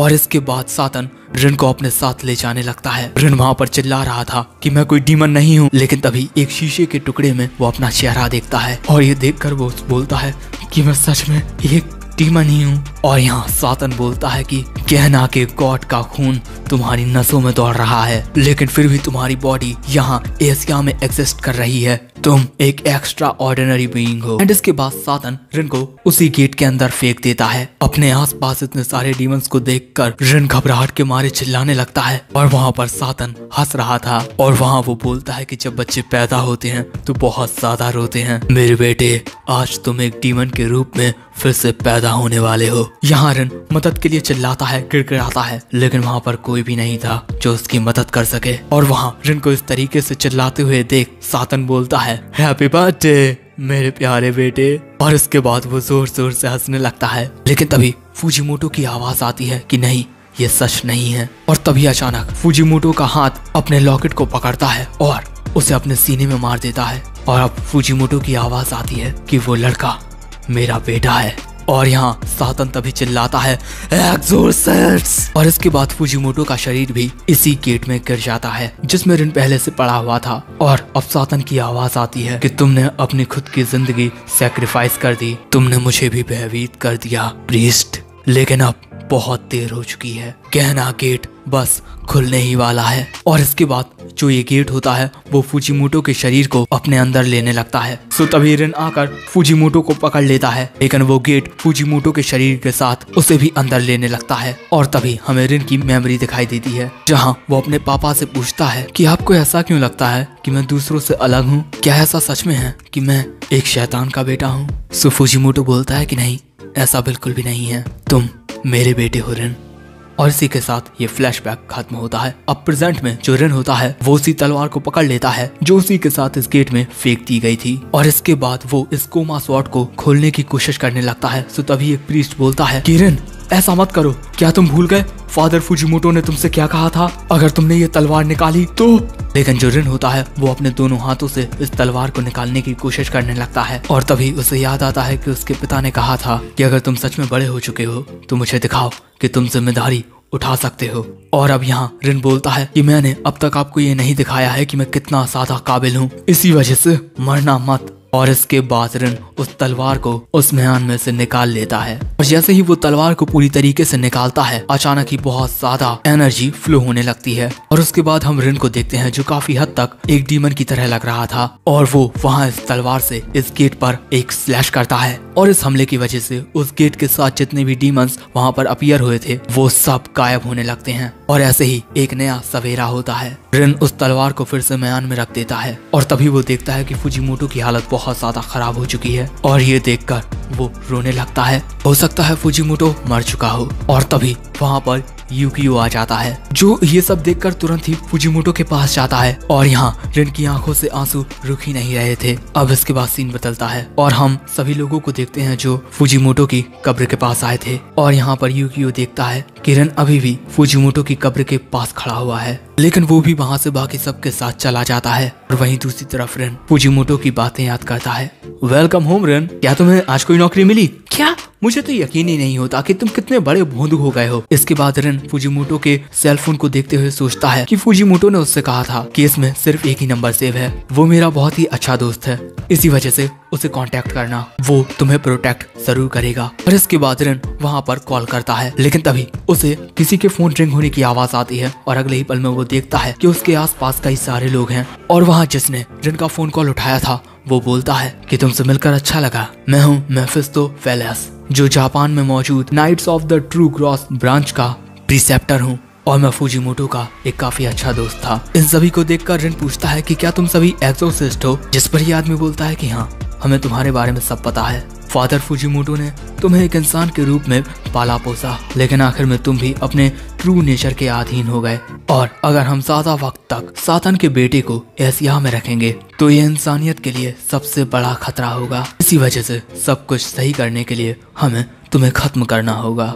उसकी बात सुनकर रिन बोलता है, मुझे तो लगा कि तुम मुझे प्रोटेक्शन दोगे, जिस पर मेफिस्टो बोलता है कि मेरी पर्सनल फीलिंग्स मेरे काम के बीच में नहीं आती। अब तुम्हारे पास सिर्फ दो रास्ते हैं, या तो तुम हमारे हाथों से मर जाओ या फिर हमें मार कर यहाँ से भाग जाओ, और हाँ, अगर तुम चाहो तो अपनी जान खुद ही ले सकते हो। तो कौन सा रास्ता चुनोगे तुम? सुरिन बोलता है कि मैं तुम सभी को ज्वाइन करूंगा, मुझे इस बात से कोई फर्क नहीं पड़ता कि तुम मेरे बारे में क्या सोचते हो या क्या बोलते हो, लेकिन मैं उस सातन का बेटा नहीं हूँ। मेरे सिर्फ एक ही पिता हैं जिनका नाम शिरो फुजीमोटो है, और अब वो ये दुनिया छोड़कर जा चुके हैं। उसकी बात सुनकर मेफिस्टो काफी ज्यादा हैरान होने के बाद बोलता है, तुम्हारे कहने का मतलब तुम अपने पिता की आखिरी इच्छा को पूरा करना चाहते हो, लेकिन पहले मुझे एक बात बताओ, तुम एक एक्सोर्सिस्ट बनकर क्या करना चाहते हो? रिन बोलता है कि सातन को मारना चाहता हूँ। उसकी बात सुनकर मेफिस्टो जोर जोर से हंसने लगता है। रिन पूछता है कि हंस क्यों रहे हो? ये बोलता है कि सातन का बेटा एक एक्सोर्सिस्ट, ये काफी ज्यादा फनी है। और इसके बाद वो फिर से हंसने लगता है। सो रिन बोलता है कि मैं इस बारे में बहुत सीरियस हूँ, और इसके बाद मेफिस्टो रिन की बात मान लेता है। मेफिस्टो बोलता है कि मैं सब कुछ संभाल लूंगा, लेकिन मास्टर रिन, तुमने कांटों से भरा एक रास्ता चुन लिया है। तुम शायद से काफी ज्यादा रिग्रेट करोगे कि तुम आज क्यों नहीं मर गए, क्योंकि तुम्हारा आने वाला वक्त तुम्हें बहुत ही ज्यादा दर्द देने वाला है। सो तभी रिन बोलता है कि मुझे इससे कोई फर्क नहीं पड़ता, ना तो मैं एक पूरा इंसान हूँ और ना ही एक डीमन, और इसी वजह से मुझे आगे बढ़ना ही होगा, और मैं एक एक्सोर्सिस्ट बनकर रहूंगा। अब इसके बाद हमें अगले दिन का सीन दिखाया जाता है, और हम रिन को देखते हैं जो अपने बचपन को याद कर रहा था कि किस तरीके से फुजीमोटो रिन और यूकियो के लिए करी बनाते थे। अब इसके बाद वहाँ से जाते हुए रिन बोलता है कि यूकियो ने मुझसे कुछ नहीं पूछा कि हमारे डैड की मौत कैसे हुई या मेरे बारे में, आखिर वो सोच क्या रहा है। तभी वहाँ पर कुछ पुजारी आते हैं जो रिन से बोलते हैं कि अब तुम दोनों ही जा रहे हो, हम तुम्हें मिस करेंगे। तभी दो और पुजारी बोलते हैं, तुम जब चाहो तब आ सकते हो, आखिर ये तुम्हारा घर है। रिन बोलता है हाँ। अब इसके बाद रिन इनसे पूछता है कि क्या इनमें से किसी ने यूकियो को देखा, क्योंकि वो वापस अपने स्कूल डॉर्म में नहीं गया। ये सभी बोलते हैं कि नहीं, इन्होंने उसे नहीं देखा, वहीं हम यूकियो को फुजिमोटो की कब्र के पास देखते हैं और यहाँ पर यूकियो याद करता है कि किस तरीके से जब वो बचपन में रो रहा था और काफी ज्यादा डरा हुआ था, उस टाइम पर फुजिमोटो उसके पास आए थे। और यहाँ पर यूकियो काफी ज्यादा उदास होता है। अब इसके बाद सीन बदलता है और हम रिन को देखते हैं जो बोलता है कि वो आदमी अभी तक आया क्यों नहीं, और इसके अलावा मुझे यूकियो भी कहीं नहीं मिला। लेकिन तभी रिन देखता है कि उसी की ओर बहुत तेजी से एक गाड़ी आ रही है और उस गाड़ी को अपनी ओर आता देख रिन काफी ज्यादा डर जाता है। लेकिन वो वक्त रहते रोड से किनारे की साइड हो जाता है और ये गाड़ी उसी के पास रुकती है। रिन यहाँ गुस्से में बोलता है कि क्या तुम अंधे हो? हाँ, दिखाई नहीं देता कि कोई यहाँ पर खड़ा हुआ था? लेकिन तभी गाड़ी का दरवाजा खुलता है और उसमें से मेफिस्टोफेलिस बाहर निकलता है और इसके बाद फेलिस रिन को बताता है कि वो उसे ट्रू क्रॉस एकेडमी ले जाने के लिए आया है। और इसके बाद फेलिस बताता है कि वो ट्रू क्रॉस एकेडमी का डायरेक्टर है और आज से तुम हमारे स्कूल के एक स्टूडेंट हो। एंड अगले ही पल में वहाँ पर यूकियो आ जाता है जो बोलता है कि अब हमें अलग नहीं होना पड़ेगा रिन। यूकियो को वहाँ देखकर रिन काफी हैरान होता है और यहाँ यूकियो बोलता है कि हमारा ख्याल रखने के लिए शुक्रिया मिस्टर फॉस्ट। मिस्टर फॉस्ट सुनकर यूकियो फेलिस से बोलता है कि तुम्हारा नाम तो मेफिस्टो था। सो तभी ये रिन को बताता है कि इसका ऑफिशियल नाम जॉन फॉस्ट द फिफ्थ है। और चलो अब चलते हैं हमारी ट्रू क्रॉस एकेडमी में। अब इसके बाद अगले सीन में ये सभी गाड़ी में बैठकर एकेडमी की ओर जाने लगते हैं और यहाँ पर रिन को कुछ समझ में नहीं आ रहा था क्योंकि रिन ने इस आदमी से कहा था कि वो एक एक्सोर्सिस्ट बनना चाहता है। अब इसके बाद रिन यूकियो से पूछता है कि वैसे आज सुबह तुम कहाँ थे? यूकियो बताता है कि वो डैड की कब्र के पास था और इसके बाद वो फिर से अपनी बुक पढ़ने लगता है। रिन को यहाँ पर कुछ तो गड़बड़ लगती है और तभी मेफिस्टो बताता है कि वो लोग ट्रू क्रॉस एकेडमी के सेंटर में पहुँचने वाले हैं। तुम लोग वो बड़ी सी बिल्डिंग देख रहे हो, वही है ट्रू क्रॉस एकेडमी। और इसके बाद मेफिस्टो बताता है कि उन्हें हर एक लर्निंग फैसिलिटी उनकी एकेडमी टाउन में मिल जाएगी, इसी वजह से प्लीज दिल लगाकर पढ़ाई करना। अब इसके बाद वो एकेडमी में पहुंच जाते हैं और यहाँ पर मेफिस्टो रिन से उसकी स्कूल यूनिफॉर्म पहनने को बोलता है। और यहाँ रिन को ये बात काफी अजीब लग रही थी कि आखिर यूकियो उससे कुछ पूछ क्यों नहीं रहा है। सो इसके बाद रिन यूकियो से बात करने की थोड़ी कोशिश करता है लेकिन यूकियो रिन के साथ बात करना अवॉइड कर रहा था। अब इसके बाद हमें एकेडमी के हॉल का सीन दिखाया जाता है और यहाँ पर मेफिस्टो यूकियो को फर्स्ट ईयर के रिप्रेजेंटेटिव के रूप में स्टेज पर बुलाते हैं और ये देखकर रिन हक्का बक्का रह जाता है। और तभी रिन दो लड़कियों की बात सुनता है कि इस लड़के ने जरूर से एंट्रेंस एग्जाम में टॉप किया होगा। अब इसके बाद यूकियो स्पीच देने लगता है जो बोल रहा था कि इस एकेडमी में एनरोल हो पाना मेरे लिए सौभाग्य की बात है और यहाँ पर मैं आप सभी से भी उम्मीद करता हूँ कि आप सभी भी यहाँ पर दिल लगाकर मेहनत करेंगे। और उसको इस तरीके से स्पीच देते हुए सुन रिन बोलता है कि ये वही यूकियो है जिसे बचपन में सभी लोग परेशान किया करते थे और वो काफी ज्यादा रोता था, लेकिन अब यूकियो पहले से ज्यादा कॉन्फिडेंट हो गया है। अब स्पीच खत्म होने के बाद सभी बच्चे ग्राउंड में होते हैं और यहाँ पर रिन देखता है कि कुछ लड़कियाँ यूकियो से पूछ रही थी कि वो किस क्लास में है। यूकियो बताता है द स्पेशल एडवांस्ड क्लास। और तभी रिन अपने बचपन को याद करता है कि किस तरीके से यूकियो अपनी ख्वाहिश को पूरा करने के लिए उसे पेड़ पर बांध रहा था। लेकिन तभी रिन उसके पास आकर बोलता है कि तुम बड़े होकर एक डॉक्टर बनना चाहते हो, है ना? रिन की बात सुनकर यूकियो काफी ज्यादा नर्वस हो जाता है लेकिन तभी रिन बोलता है कि ये तो बहुत औसम है यूकियो, मुझे पता है कि तुम ये कर सकते हो। और रिन का इतना ज्यादा सपोर्ट देखकर यूकियो बोलता है कि हाँ मैं ये करूंगा। और अब प्रेजेंट में रिन यूकियो को देखकर बोलता है कि हाँ ये एक डॉक्टर बनना चाहता है। और उसके बाद रिन उन सारी चीजों के बारे में याद करते हुए बोलता है कि यूकियो को इनके बारे में कुछ भी नहीं पता और मैं उसे पता लगने भी नहीं दूंगा क्योंकि ये मेरी दिक्कत है। अब इसके बाद हमें एंट्रेंस हॉल का सीन दिखाया जाता है। इतने बड़े हॉल को देखकर रिन बोलता है कि क्या ये सच में एक स्कूल है। अब इसके बाद हमें डाइनिंग हॉल दिखाया जाता है और इतने बड़े डाइनिंग हॉल को देखकर रिन बोलता है कि ये तो किसी बड़े से होटल की तरह लग रहा है। अब इसके बाद क्लासरूम दिखाई जाती है जो कि बहुत ज्यादा बड़ी होती है और यहाँ पर रिन एक कुर्सी पर आकर बैठ जाता है। लेकिन कुछ लड़कियाँ रिन के ही बारे में बातें कर रही थी कि ये कैसा लड़का है, कितना अजीब है ना? उनकी ऐसी बातें सुनकर रिन अब थोड़ा सीरियस हो जाता है। और इसके बाद टीचर सभी बच्चों से बोलते हैं कि अब तुम सभी अपने डॉर्म रूम्स में जा सकते हो और अगले हफ्ते की क्लासेस के लिए तैयारी करो। अब इसके बाद हम रिन को देखते हैं जो सीढ़ियों से नीचे उतरते वक्त सोच रहा था कि मैं जूनियर हाई कंप्लीट करने के बाद कोई जॉब करने वाला था, लेकिन अब मुझे इस स्कूल में पढ़ना पड़ेगा, लेकिन मैं एक एक्सोर्सिस्ट बनकर दिखाऊंगा। लेकिन वो काफी परेशान हो जाता है क्योंकि उसे नहीं पता कि डॉर्म कहाँ पर है, किसी ने उसे बताया ही नहीं। लेकिन तभी रिन अपने सामने एक अजीब सा कुत्ता देखता है जो रिन को इशारों इशारों में कहीं ले जाने लगता है। और यहाँ पर अब रिन उस कुत्ते का पीछा करते हुए अकेडमी के बाहर आ गया है। इसके बाद जो कुत्ता होता है वो एक लाइट बल्ब पर आकर बैठ जाता है और जब रिन उसके पास पहुँचता है देन अचानक ही बूम, कुत्ते का रूप लेकर आया था मेफिस्टो और उसे इस तरीके से देखकर रिन काफी हैरान हो जाता है। और इसके बाद रिन पूछता है कि क्या एग्जोसिस्ट अपना रूप भी बदल सकते हैं। मेफिस्टो बताता है कि नहीं, वो ऐसा नहीं कर सकते, बस मैं बाकियों से अलग हूँ। और इसके बाद मेफिस्टो एक चाबी निकाल कर रिन को दे देता है और बोलता है कि इस चाबी की मदद से तुम क्रैम स्कूल में कभी भी आ सकते हो। रिन बोलता है क्रैम स्कूल? तो मेफिस्टो बताता है कि क्रैम स्कूल में एक्सोर्सिस्ट की ट्रेनिंग होती है। तुम इस अकेडमी में हाई स्कूल की पढ़ाई करोगे और क्लासेस होने के बाद तुम क्रैम स्कूल में एक एक्सोर्सिस्ट बनने की ट्रेनिंग करोगे और तुम्हारी हाई स्कूल क्लासेस अगले हफ्ते से शुरू होंगी, लेकिन क्रैम स्कूल आज से ही शुरू होगा। और इसके बाद मेफिस्टो रिन के पास आकर बोलता है कि तुम तैयार हो ना? रिन बोलता है कि हाँ बिल्कुल हूँ।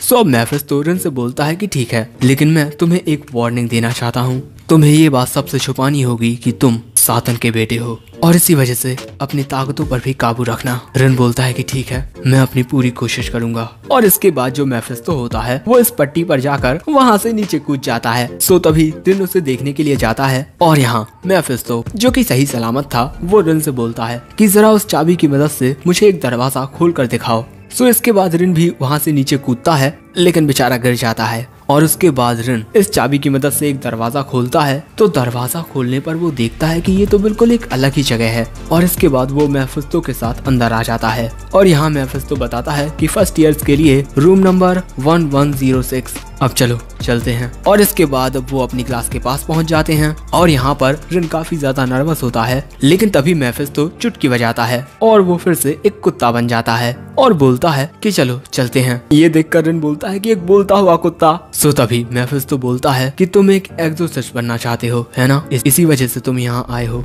मेफिस्टो की बात सुनकर रिन अब उस दरवाजे की ओर देखने लगता है और इसके बाद वो धीरे से उस दरवाजे को खोलता है। अंदर आने पर वो देखता है कि जगह तो काफी बड़ी है लेकिन वहाँ पर बच्चे बहुत ही कम हैं। वो सभी बच्चों से बोलता है कि मेरा नाम रिनो कुमुरा है, तुम सभी से मिलकर अच्छा लगा। लेकिन वहाँ पर सभी बच्चे उसे इग्नोर कर रहे थे। और इसके बाद रिन अपनी सीट पर आकर बैठ जाता है। वहाँ पर उसके साथ मेफिस्टो भी था और वो रिन को बताता है कि ये सभी बच्चे भी तुम्हारी ही तरह यहाँ पर एक्सोर्सिस्ट की ट्रेनिंग कर रहे हैं। इनमें से कुछ बच्चों को अभी तक उनकी टेम्पटेट नहीं मिली है और कुछ वो सब झेल चुके हैं। रिन पूछता है टेम्पटेट? मेफिस्टो बताता है कि डीमंस द्वारा दिए गए घाव या बीमारी। जब एक डीमन आपको कोई जख्म या बीमारी देता है तो आप में डीमंस को देखने की काबिलियत आ जाती है और ये एक ऐसा पड़ाव है जिससे हर एक एक्सोर्सिस्ट को गुजरना पड़ता है, लेकिन तुम्हें इसकी कोई जरूरत नहीं है क्योंकि तुम खुद ही एक डीमन हो। और तभी रिन की क्लास का इंस्ट्रक्टर आ जाता है और उसे देखकर रिन काफी ज्यादा हैरान होता है क्योंकि ये होता है यूकियो जो रिन की क्लास का इंस्ट्रक्टर है। और उसे देखकर रिन का कुछ ऐसा एक्सप्रेशन होता है। अब इसके बाद यूकियो बताता है कि मैं आप सभी को एंटी डीमन पैरामेसियोटिक्स सिखाऊंगा। वहाँ पर कुछ बच्चे यूकियो को ग्रीट करते हैं और यहाँ यूकियो रिन से बोलता है कि क्या तुम्हें कोई दिक्कत है? रिन बोलता है कि दिक्कत तुम्हारा मतलब क्या है? तुम मुझे बताओ कि तुम यहाँ क्या कर रहे हो? जिस पर यूकियो बोलता है कि वैसे मैं तुम्हारी ही उम्र का हूँ, लेकिन मैं 7 साल की उम्र से ही एक्सोर्सिज्म सीख रहा हूँ और मैं अपने सभी कोर्सेज को 2 साल पहले फिनिश कर चुका हूँ और इसी वजह से मैं चाहता हूँ कि तुम मुझे क्लास में टीचर कहो। लेकिन यहाँ पर रिन काफी ज्यादा सदमे में होता है और तभी मेफिस्टो बोलता है कि ये लड़का एक्सोर्सिस्ट बनने वाला सबसे कम उम्र का एक्सोर्सिस्ट होगा और इसी के साथ ये एंटी डीमन फार्मास्यूटिक्स की फील्ड में एक जीनियस है। अब इसके बाद यूकियो पूछता है कि क्या यहाँ पर कोई ऐसा है जिसको उसकी टेम्पटेट न मिली हो? तो 3 बच्चे अपना हाथ खड़ा करते हैं। अब ये देखकर यूकियो बोलता है तो फिर हम टेम्पटेट रिचुअल शुरू करते हैं। और इस रिचुअल के बारे में मेफिस्टो बताता है कि इसमें डीमंस को सम्मन किया जाता है उन लोगों को घायल करने के लिए जिनको अभी तक उनकी टेम्पटेट ना मिली हो। अब इसके बाद यूकियो बताता है कि इस रिचुअल के लिए एक certain kind of demon hob goblin का यूज किया जाता है और इसी के साथ हमारी ये क्लासरूम हॉब गॉब्लिन्स के छुपने की जगह थी। सो अब एक लड़की पूछती है तो क्या ये जगह सेफ है? सो यूकियो बताता है कि हॉब गॉब्लिन्स लो लेवल के डीमंस होते हैं और रिचुअल के लिए वो परफेक्ट होते हैं। और यहाँ पर रिन को काफी सारी चीजें अजीब लग रही थी। सो अब वो यूकियो से कुछ पूछने की कोशिश करता है जिस पर यूकियो बोलता है कि क्लास चालू है, प्लीज बैठ जाइए। और यहाँ रिन सोच रहा था कि कहीं यूकियो को शुरू से ही मेरे बारे में डैड के बारे में पता तो नहीं था। अब यहाँ पर रिन फिर से यूकियो से बात करने की कोशिश करता है, लेकिन वो उसे अवॉइड कर रहा था। सो इसके बाद रिन यूकियो को जाकर पकड़ लेता है और बोलता है कि मुझसे बात करो। यूकियो बोलता है किस बारे में? सो रिन बोलता है कि कुछ ना जानने का नाटक मत करो यूकियो। सो अब इसके बाद यूकियो सभी बच्चों से बोलता है कि मुझे रिन ओकुमुरा के साथ कुछ बात करनी है, इसी वजह से आप सब थोड़ी देर के लिए हॉल में चले जाइए। इसके बाद ये सभी बच्चे बाहर चले जाते हैं। अब इसके बाद पूरी क्लास में वो दोनों और मेफिस्तो होते हैं। यूकियो बोलता है तो तुम मुझसे किस बारे में बात करना चाहते थे? रिन बोलता है कि अब नाटक करना बंद करो, आखिर मुझसे ये सब क्यों छुपाया गया? मेफिस्तो बोलता है कि तुम्हें अब उसे सब कुछ बता देना चाहिए। सो यूकियो बोलता है कि मैंने अभी अभी कहा कि मैं 2 साल पहले एक्सोर्सिस्ट बना और डैड के कहने पर मैंने 7 साल की उम्र में ट्रेनिंग शुरू कर दी थी। उसकी बात सुनकर रिन बोलता है तो तुम डैड के काम के बारे में पहले से जानते थे? यूकियो बोलता है कि हाँ, लेकिन उनके काम के बारे में सिर्फ तुम्हें नहीं पता था रिन, और तुम्हारी ही वजह से मुझे मेरी टेम्पटेंट पैदा होते ही मिल गई थी, क्योंकि तुम एक डीमन हो। उसकी बात सुनकर रिन बोलता है कि तुमने आज से पहले मुझे ये सब क्यों नहीं बताया यूकियो? मुझे बताओ, मैं तुमसे कुछ पूछ रहा हूँ। और तभी रिन यूकियो को थोड़ा धक्का दे देता है, जिस वजह से यूकियो का हाथ टेबल पर रखी हुई एक बोतल से टकरा जाता है, जिससे वो बोतल नीचे गिरकर टूट जाती है और इसके बाद उसमें से बदबू आने लगती है। और तभी अचानक वहाँ पर कुछ धमाके हो जाते हैं, जिस वजह से पूरी क्लासरूम में धुंध आ जाती है। और तभी रिन देखता है कि उसकी ओर कुछ डीमंस आ रहे हैं, जिन्हें देखकर वो घबरा जाता है, लेकिन तभी यूकियो उन डीमंस को मार देता है अपनी बंदूक से। यूकियो बताता है कि वो हॉबगॉब्लिन्स हैं, मैं इन्हें संभाल लूंगा, तुम बाहर जाओ रिन। जिस पर रिन बोलता है कि मेरी बात अभी तक खत्म नहीं हुई, लेकिन अगले ही पल में वहाँ पर बहुत सारे डीमंस आ जाते हैं। सो यूकियो उन सभी को मारने लगता है और यहाँ रिन यूकियो से पूछता है कि आखिर तुम मेरे बारे में सोचते क्या थे? सो तभी यूकियो कुछ हॉबगॉब्लिन्स को स्टाइल में मारते हुए बोलता है, मैं तुम्हारे बारे में क्या सोचता था? हाँ, तुम एक डीमन थे, इसी वजह से मैं तुम्हें एक खतरा मानता था और अभी भी मानता हूँ। और इसके बाद यूकियो बोलता है कि तुम एक बेवकूफ हो रिन, आखिर तुम एक एक्सोर्सिस्ट क्यों बनना चाहते हो? बदला लेने के लिए या फिर डैड की मौत का पछतावा करने के लिए? और तभी अचानक हम देखते हैं कि जो हॉबगॉब्लिन्स होते हैं वो उस पूरी जगह के साथ इन्फ्यूज हो जाते हैं। सो यूकियो उन सभी को अपनी गन से खत्म कर देता है और बोलता है कि तुम्हें मर जाना चाहिए। उसकी ये बातें सुनकर रिन उससे पूछता है कि क्या तुम्हें यही लगता है कि डैड की मौत मेरी वजह से हुई है? सो रिन बोलता है कि क्यों, तुम्हें ऐसा नहीं लगता? डैड पूरी जिंदगी तुम्हें प्रोटेक्ट करते आए हैं। डैड को पोजेस कर पाना साधन के लिए बहुत मुश्किल था, लेकिन फिर भी वो लगातार उन्हें ही टारगेट करता रहा। लेकिन डैड 15 सालों तक अपनी विल पावर के साथ उस शैतान से लड़ते रहे। डैड सबसे ज्यादा ताकतवर एक्सोर्सिस्ट थे और अगले ही पल में वहाँ पर बहुत सारे हॉबगॉब्लिन्स आ जाते हैं, जिन्हें यूकियो एक एक करके मारता रहता है। और इसके बाद यूकियो बोलता है कि सातन डैड को तब तक पोजेस नहीं कर पाता जब तक वो इमोशनली डैमेज ना हुए हों, और मैं इस बात की शर्त लगा सकता हूँ कि तुमने जरूर से डैड से कुछ गलत कहा होगा। और हाँ, रिन ने ऐसा कहा था कि मेरे फादर बनने का नाटक बंद कीजिए, मैं आपका चेहरा भी नहीं देखना चाहता। और इसके बाद यूकियो बोलता है कि अगर इस पूरी दुनिया में डैड की कोई कमजोरी थी तो वो तुम थे रिन, तुमने ही डैड की जान ली है। यूकियो की बातों से रिन को बहुत ज्यादा सदमा लगता है, लेकिन वो वहाँ पर भी हार नहीं मानता और बोलता है कि तुम सही थे, मैं एक नंबर का बेवकूफ हूँ और तुम इसके अलावा जो भी कहना चाहते हो कह लो, मुझे कोई फर्क नहीं पड़ता, लेकिन मैं तुम्हारा भाई हूँ, मेरे सामने इन बंदूकों को मत लगाओ। और इसी दौरान रिन की बॉडी में से ब्लू फ्लेम्स निकलने लगती हैं और इसके बाद रिन बोलता है कि हम भाई हैं यूकियो। और इसके बाद रिन की बॉडी में से पावर निकलती है, जिसकी वजह से तेज हवाएं चलने लगती हैं और उसी टाइम पर वहाँ पर एक काफी ज्यादा खतरनाक हॉबगॉब्लिन आ जाता है। और वहीं जो यूकियो होता है वो अभी भी रिन के सामने बंदूक को ताने हुए हैं। रिन बोलता है कि मैंने डैड को नहीं मारा, लेकिन फिर भी मुझे गोली मारकर अगर तुम्हें तसल्ली मिलती है तो देखते हैं तुम मुझ पर गोली चला पाते हो या नहीं। और तभी रिन अपनी तलवार निकाल लेता है और जैसे ही वो तलवार को म्यान में से निकालता है उसकी सारी पावर्स फिर से अवेकन हो जाती हैं और वो हो जाता है खड़ा यूकियो के सामने। ये देखकर यूकियो घबरा जाता है और इसके बाद रिन यूकियो की ओर आगे बढ़ने लगता है। यहाँ पर यूकियो काफी ज्यादा घबरा रहा था, लेकिन रिन यूकियो के बगल में से कट जाता है क्योंकि उसके पीछे था एक बहुत ही ज्यादा खतरनाक हॉबगॉब्लिन। लेकिन तभी रिन उस हॉबगॉब्लिन के ऊपर अपनी स्वॉर्ड से एक स्लैश करता है और इसके बाद कुछ पलों में ही वो हॉबगॉब्लिन टुकड़े टुकड़े होकर गायब हो जाता है। और उस डीमन को खत्म करने के बाद रिन अपनी तलवार को फिर से म्यान में रख लेता है और बोलता है मैं अपने ही भाई से फाइट नहीं करूंगा। अब रिन की बातें सुनकर यूकियो को उसकी गलती का एहसास होता है और वो रिन से पूछता है कि आखिर डैड के आखिरी पल कैसे थे। रिन बोलता है कि वो औसम थे, वो आखिर तक मेरी हिफाजत करते रहे और इसी वजह से मैं एक एक्सोर्सिस्ट बनना चाहता हूँ।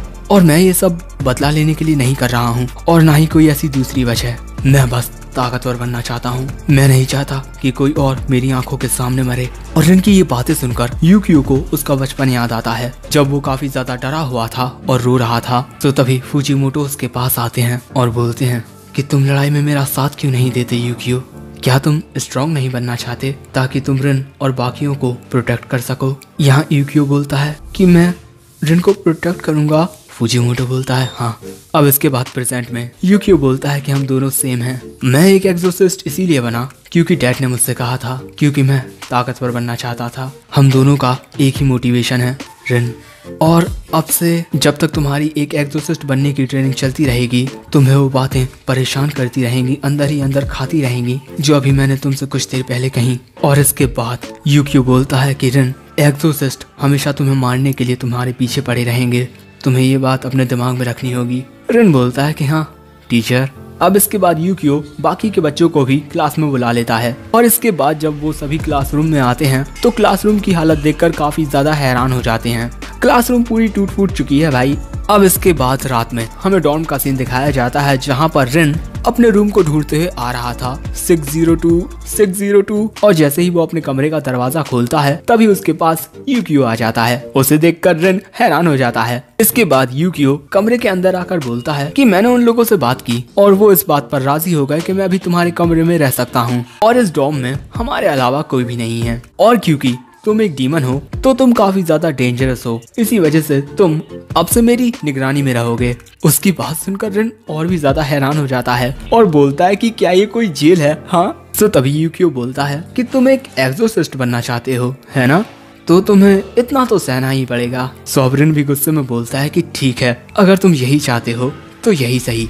इसके बाद यूकियो बोलता है तो क्यों ना अब तुम होमवर्क कर लो। रिन बोलता है कि क्या होमवर्क? यूकियो बोलता है कि क्यों, तुमने मेरी बात नहीं सुनी? रिन बोलता है कि नहीं, मैं करूंगा, अगर इससे तुम्हें खुशी होती है तो मैं ये करूंगा।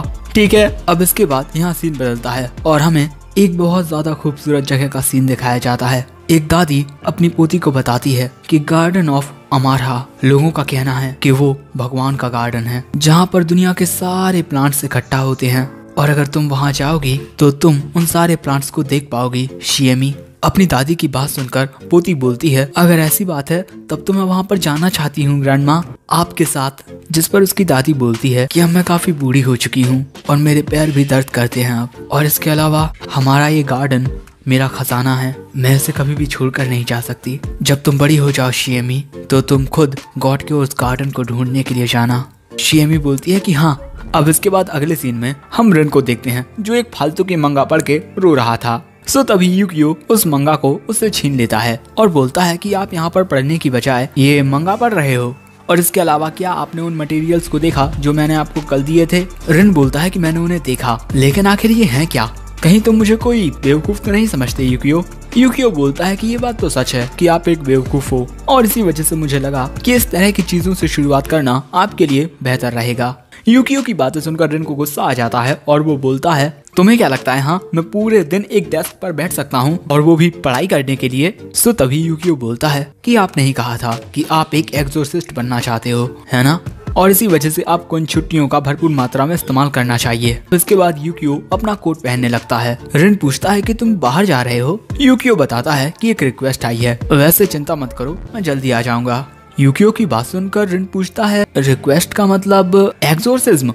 यूकियो बोलता है हाँ। एंड अगले ही पल में रिन बोलता है तब तो तुम्हें मुझे साथ लेकर जाना चाहिए क्योंकि वहाँ पर मैं चीजों को देखकर ज्यादा अच्छे से सीख सकता हूँ, ना कि किताबों में पढ़कर। यूकियो बोलता है कि ट्रेनीज का इस तरीके से बाहर जाना मना है। सो अब रिन वहाँ पर गुस्सा करने लगता है। अब रिन की बकवास सुनकर यूकियो उसे अपने साथ ले जाने के लिए तैयार हो जाता है। अब इसके बाद रिन अपना कोट पहन लेता है एंड इसके बाद यूकियो रिन को एक चाबी दिखाते हुए बोलता है कि ये सप्लाई शॉप की है और इस तरह की सिर्फ क्वालिफाइड एक्सोर्सिस्ट को ही दी जाती है। और इसके बाद जब यूकियो उस चाबी से दरवाजा खोलता है तो रिन देखता है कि उनके सामने एक अलग ही जगह होती है। अब इसके बाद ये दोनों आगे बढ़ने लगते हैं, लेकिन तभी यूकियो देखता है कि वो दोनों कितनी ऊंचाई पर हैं और दोस्तों ये इनकी ट्रू क्रॉस एकेडमी है। भाई बहुत ज्यादा बड़ी है यार। अब इसके बाद रिन बोलता है कि वो चाबी तो बिल्कुल किसी वॉर्प जोन की तरह है। सो अब यूकियो बताता है कि ये स्कूल ट्रू क्रॉस के नाइट्स के लिए क्रूशियल बेस है और इस जगह को डीमन से बचाए रखने के लिए डायरेक्टर ने चारों ओर चार्म्स, बैरियर्स और लेबिरिंथ्स सेट किए हुए हैं।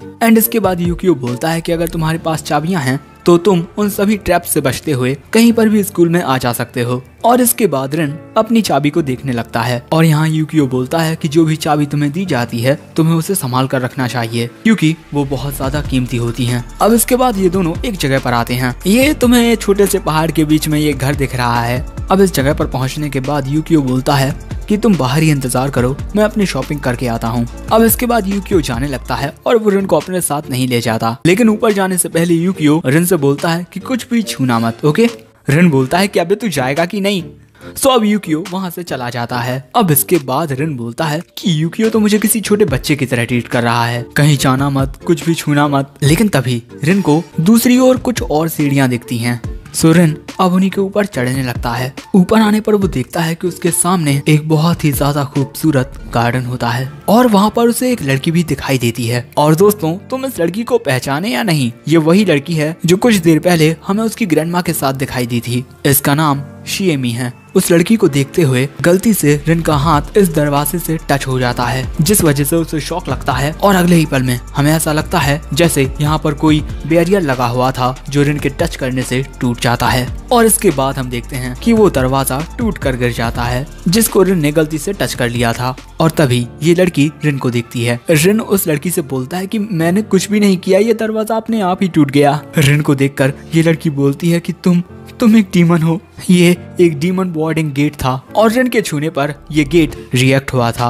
इसके बाद ये लड़की बोलती है कि मुझसे दूर रहो तुम डीमन। रिन बोलता है कि डीमन अपना मुंह बंद रखो, मैं कोई डीमन नहीं हूँ। और इसके बाद रिन अंदर आने लगता है और रिन को अंदर आता देख ये लड़की काफी ज्यादा डर जाती है और भागने की कोशिश करने लगती है, लेकिन रेंगते हुए। क्या इस लड़की के पैर टूटे हुए हैं? इस लड़की को इस तरीके से देखकर रिन पूछता है कि क्या तुम्हारे पैर कुछ गड़बड़ है इनके साथ? हाँ?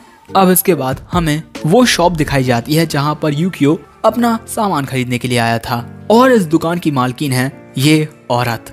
और यहाँ पर यूकियो पूछता है कि आपकी बेटी शिएमी कैसी है अब? ये औरत बताती है कि उसके पैर दिन ब दिन बद से बदतर होते जा रहे हैं और मैं उसे जितने भी डॉक्टर्स के पास इलाज के लिए लेकर गई हूँ सभी ने यही कहा है कि इसके पैरों के साथ कुछ भी गड़बड़ नहीं है। सो यूकियो पूछता है कि शिएमी का इस बारे में क्या कहना है, जिस पर उसकी माँ बताती है कि उसकी कुछ टाइम से शिएमी के साथ कोई बातचीत नहीं हुई क्योंकि उनका झगड़ा हो गया था। यूकियो बोलता है कि ये मुझे किसी डीमन का काम लगता है। सो अब शिएमी की माँ बताती है कि मेरी माँ शिएमी की दादी के मरने के बाद ये सब शुरू हुआ। वहीं दूसरी तरफ हम गार्डन में रिन को देखते हैं जो शिएमी की मदद कर रहा था और पौधे लगाने में। और शिएमी यहाँ पर पौधों को खाद देने के लिए गोबर की खाद का इस्तेमाल कर रही थी और वो यहाँ पर रिन से काम भी करवा रही है। सो रिन अब गुस्से में बोलता है कि पहले तो तुमने मुझे एक डीमन कहा और उसके बाद मुझसे काम करवा रही हो। सो तभी शिएमी रिन की ओर अपना हाथ बढ़ाकर बोलती है कि जब मैंने तुम्हें देखा तो मुझे पता नहीं था कि तुम इतने अच्छे हो, तो क्या तुम मेरे दोस्त बनोगे?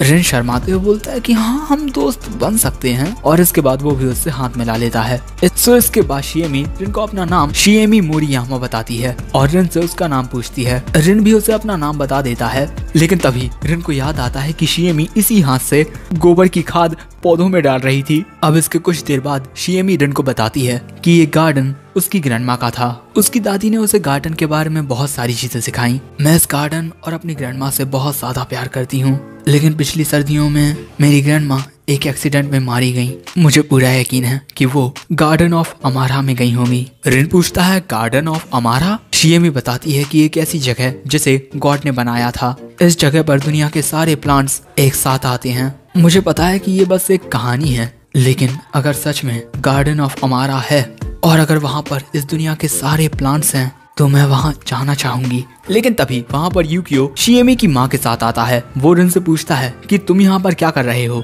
और यूकियो को देखकर शिएमी बोलती है कि यूकी। सो रिन हैरान होते हुए पूछता है कि क्या तुम दोनों एक दूसरे को जानते हो? हाँ। यूकियो बताता है कि हाँ, शिएमी की माँ वो सप्लाई शॉप चलाती हैं जहाँ पर मैं अक्सर चीजें खरीदने के लिए आता हूँ। और इसके बाद यूकियो शिएमी को बताता है कि ये मेरा ट्विन ब्रदर रिन है।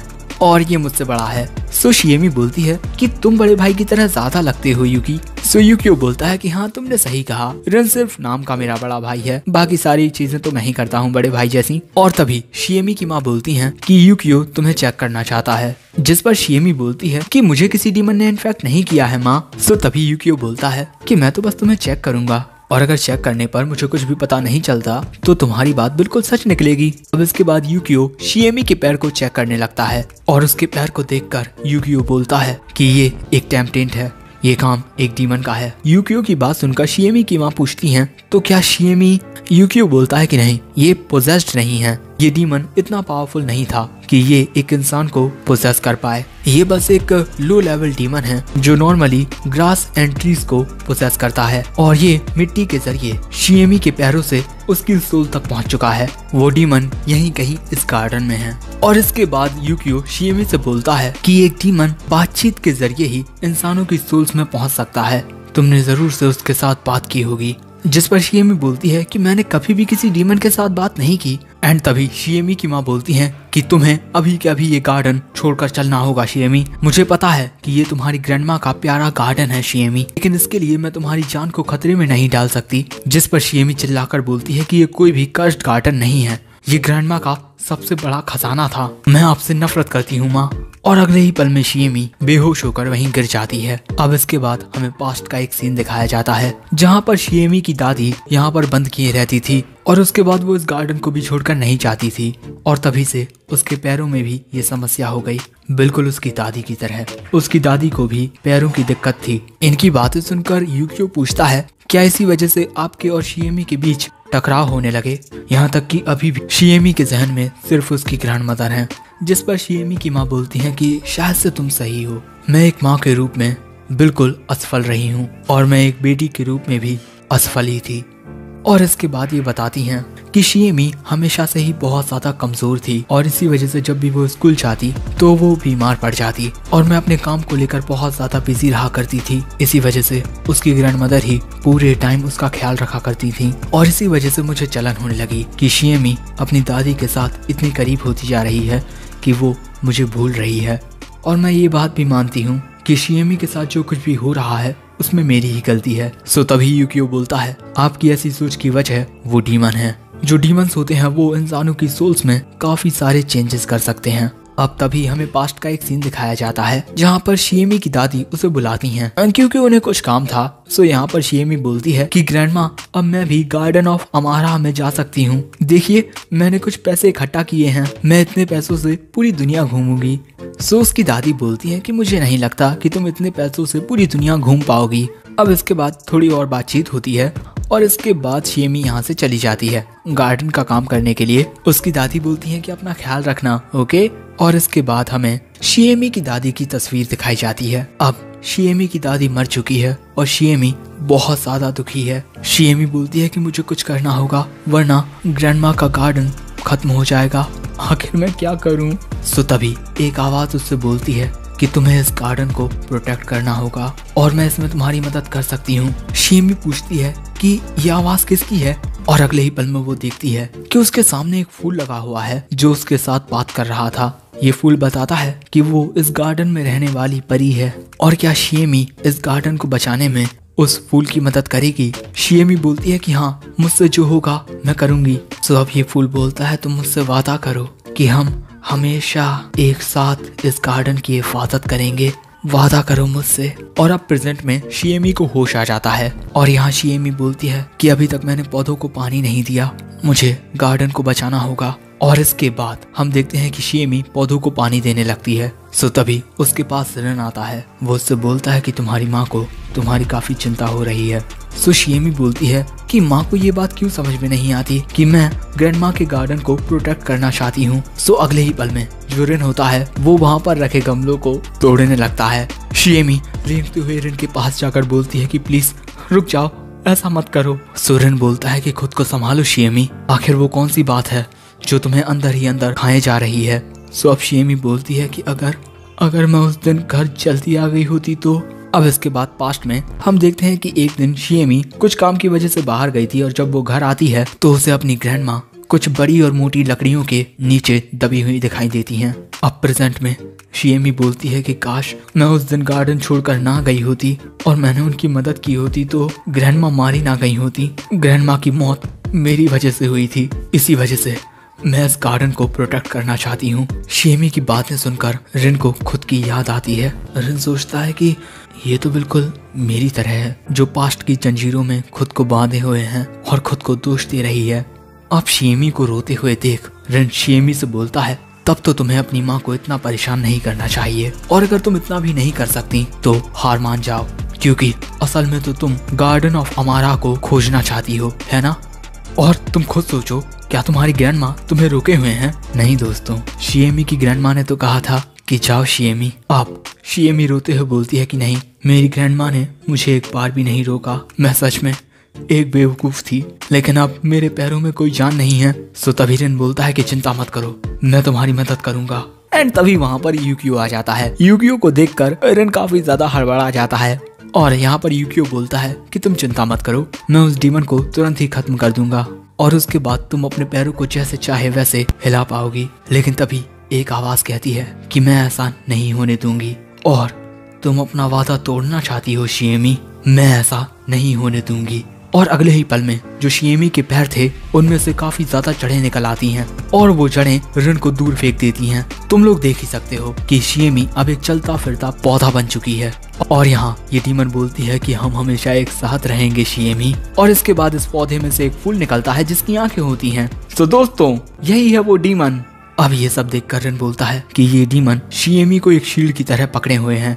एंड तभी यूकियो बोलता है कि रिन जरा इसमें मेरी मदद करोगे, मुझे तुम्हारी मदद चाहिए। यूकियो की बात सुनकर रिन खुश होते हुए बोलता है, जरा एक और बार कहना। सो यूकियो बोलता है कि मैंने कहा कि मुझे तुम्हारी मदद चाहिए। सो अब रिन बोलता है कि वाह, मेरे छोटे भाई को मेरी मदद चाहिए। और इसके बाद रिन अपनी तलवार निकालने लगता है और इसके बाद जैसे ही वो अपनी तलवार को म्यान में से निकालता है उसकी सारी ताकतें फिर से अवेकन हो जाती हैं। सो दोस्तों, डीमन रिन इज बैक। रिन को देखकर ये फूल डीमन बोलती है कि तुम भी एक डीमन हो। रिन उसकी बातों को इग्नोर करते हुए उस पर हमला करने के लिए चाहता है, लेकिन जैसे ही वो उस पर हमला करने वाला होता है ये फूल डीमन शील्ड की तरह शिएमी को सामने कर देती है, जिस वजह से रिन उस पर हमला नहीं कर पाता। रिन जिस भी ओर उस डीमन पर हमला करने के लिए चाहता है वो डीमन उस ओर शिएमी को सामने कर देती है। अब यहाँ पर रिन काफी ज्यादा परेशान हो जाता है क्योंकि वो इस डीमन पर हमला नहीं कर पा रहा था। यहाँ पर ये डीमन बोलती है कि अगर तुमने अपनी तलवार से मेरे ऊपर हमला किया तो मेरे साथ ये लड़की भी मारी जाएगी। और तभी यूकियो रिन को वहाँ से दूर हटने हमला करने वाला है। यूकियो की बात सुनकर ये डीमन बोलती है कि तुम बस ऐसा बोल रहे हो, ऐसा हो ही नहीं सकता कि तुम इस मासूम सी लड़की को सैक्रिफाइस कर दो। सो तभी यूकियो बोलता है कि क्या तुम इस बारे में श्योर हो? तुम शायद से सही हो सकती हो और शायद से तुम गलत भी हो सकती हो। सो तभी ये डीमन गुस्से में बोलती है कि मुझे बेवकूफ बनाना बंद करो, तुम कभी भी इस लड़की पर शूट करोगे ही नहीं। और अगले ही पल में यूकियो बुलेट शूट कर देता है और वो बुलेट सीधा शिएमी में जाकर लगती है। अब ये देखकर वो डीमन तुरंत ही शिएमी को खुद से दूर फेंक देती है और ये मौका देखकर रिन अगले ही पल में उस डीमन के 2 टुकड़े कर देता है, जिससे वो डीमन वहाँ पर खत्म हो जाता है। और दूसरी ओर यूकियो शिएमी को भी पकड़ लेता है और इसके कुछ देर बाद शिएमी को होश आ जाता है और उसके पैरों से जड़ें भी गायब हो चुकी थीं। और इसके बाद हम देखते हैं कि शिएमी अपने पैरों पर खड़ी भी हो पा रही थी और तभी वहाँ पर शिएमी की माँ आ जाती है। सो यहाँ रिन शिएमी को मारते हुए बोलता है कि अपने पैरों पर खुद चल कर जाओ, जो कुछ भी तुमने किया उसके लिए उनसे माफी मांगो, और अगर आज तुमने उनसे ये नहीं कहा तो तुम जिंदगी भर पछताओगी। सो अब शिएमी रिन की बात मानकर धीरे धीरे अपनी माँ की ओर चलते हुए जाने लगती है। और जैसे ही शिएमी अपनी माँ के पास पहुँचती है उसकी माँ उसे गले से लगाकर बोलती है कि बचपन में मैंने भी गार्डन ऑफ अमारा को ढूंढने की कोशिश की थी, तुमने मुझे बहुत परेशान किया है। सो शिएमी वहाँ रोते हुए बोलती है कि माँ मुझे माफ कर दीजिए, मैंने आपको बहुत परेशान किया है। और यहाँ पर ये माँ बेटी दोनों ही रोने लगती हैं, लेकिन अब सब कुछ ठीक हो चुका है। और यहाँ पर रिन यूकियो से पूछता है कि तुमने इनकी ओर आखिर शूट क्या किया था। यूकियो बताता है विटामिन कैप्सूल, इनके लगने पर आपको चोट थोड़ी लगेगी। सो रिन बोलता है कि तुमने तो मुझे डरा ही दिया था। और यहाँ रिन इन दोनों को एक साथ देखकर सोचता है कि आखिरकार हमने इसे बचा ही लिया, लेकिन पता नहीं क्यों मुझे ऐसा लगता है जैसे यहाँ पर मैं बचा हूँ और इसी के साथ ये प्यारी सी रात यहाँ पर खत्म होती है। अब इसके बाद हम देखते हैं कि रिन शिएमी को अपने सामने देखकर बहुत ज्यादा हैरान होता है, क्योंकि शिएमी उसी की क्लास में एक्सोसिस्ट बनने की ट्रेनिंग के लिए आ चुकी है और यूकियो शिएमी को सभी बच्चों से इंट्रोड्यूस कराता है। और इसके बाद जो शिएमी होती है वो रिन के ही बगल में आकर बैठती है और बोलती है कि मैं बहुत ज्यादा कमजोर हूँ और मुझे इस दुनिया के बारे में ज्यादा पता भी नहीं है। इसी वजह से मैं स्क्रैम स्कूल में पढ़ के सब कुछ सीखना चाहती हूँ। इसी वजह से मैंने यूकी, मेरा मतलब मिस्टर ओकुमुरा से बात की ताकि मैं इस स्कूल में एंटर कर पाऊँ। रिन पूछता है कि आखिर तुम इतना कांप क्यों रही हो? हाँ, और मुझे तो यकीन ही नहीं होता कि तुम यहाँ पर मेरे सामने बैठी हो। जिस पर शिएमी बोलती है कि ये सब तुम्हारी वजह से हुआ है और इन सब के लिए मैं तुम्हें दिल से शुक्रिया कहना चाहती हूँ। शिएमी की बातें सुनकर रिन शर्मा जाता है और तभी शिएमी बोलती है कि इसके अलावा मैं यूकी को एक टीचर की तरह देखना चाहती थी। रिन बोलता है अच्छा मैं समझ गया। बेचारा रिन, इसकी तो किसी को परवाह ही नहीं है। बेचारे को लग रहा था कि शिएमी शायद से उसे पसंद करती होगी, लेकिन ऐसा कुछ नहीं है। वैसे दोस्तों, अगर तुम लोग जानना चाहते हो कि इस सीरीज में आगे क्या होता है तो जल्दी से इस एपिसोड पर 5000 लाइक कंप्लीट करवा दो और इसके बाद इस सीरीज का सेकंड एपिसोड भी आ जाएगा। और हाँ, अगर इस पर अच्छा रिस्पॉन्स आएगा तभी कंटिन्यू करूंगा। ओके, सो इस एपिसोड को जल्दी से अपने फ्रेंड्स एंड फॉलोअर्स के साथ शेयर कर दो ताकि इस सीरीज पर अच्छा रिस्पॉन्स आ सके और इसी के साथ एक कमेंट भी कर देना। ओके, और मैं मिलूंगा तुमसे किसी और वीडियो में। तब तक के लिए थैंक्स फॉर वॉचिंग। सायोनारा।